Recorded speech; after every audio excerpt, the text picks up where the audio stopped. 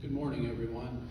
I want to thank Chief Broadway, Mayor Tim Murray, and our City Manager Brian Voltice for having me here today. I also want to thank my friends on the council, Councilwoman Michelle Hines, and Councilman Gonzalez and Sua and Purvis. Thank you for having me here today. It's an honor.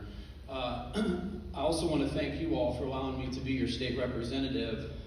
It's the greatest honor of my life. You know, I've spoke at a lot of events now and presented bills on the House floor with 119 other members there. Nothing really replaces this feeling that I have sitting up here right now, and the power and the energy. And so this is, for me, this is the greatest moment I've had yet as an elected official, so thank you.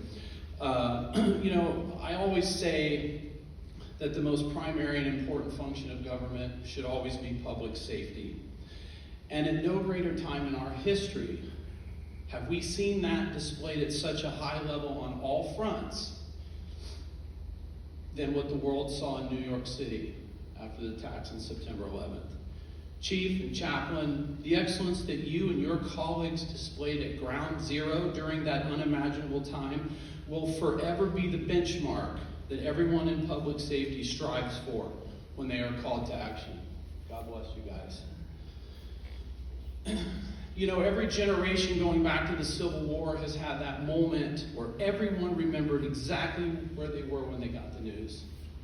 Imagine how the folks were stopped in their tracks, never to forget where they were when they heard that President Lincoln was shot. Fast forward, everyone remembered exactly where they were when they heard the Lusitania was sunk prior to our engagement in World War I. Fast forward again. No one from my grandparents' generation forgot where they were when Pearl Harbor was attacked. My grandfathers told me the stories when I was a kid. Fast forward 40 more years, my mother and father's generation knew exactly where they were when they found out that JFK was assassinated. And then came September 11, 2001. We all remember where we were on that fateful day. I sure do. And I can only imagine the emotions and the pain that many of you in this room will relive forever. But I also remember another day that Israeli spoke about, and that's September 12th of 2001.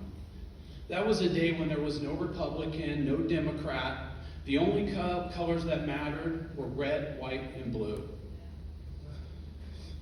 Folks, think back to those moments in history I mentioned a little earlier when our resolve as a country was tested, and consider this. Time and time again, we have taken the very best shot that our enemies could throw at us, and we have withstood every single punch. We were able to take every hit and still stand strong and determined while standing together as one. Through it all, and come what may in these uncertain, scary times that we live in today, I believe no matter what we face as a nation, so long as we face it united together, we will always remain, as President Ronald Reagan said many times during his presidency, a shining city on a hill. But I close with perhaps the most powerful words ever spoken by that man that I got the honor of seeing when I was a young boy growing up in Iowa in the 80s. Couldn't wait to get home and watch Tom Brokaw to hear what Ronald Reagan had to say. I'll never forget when he said these words: "Don't ever bet against the United States of America." God bless you all, and God bless this country. Thank you for having me.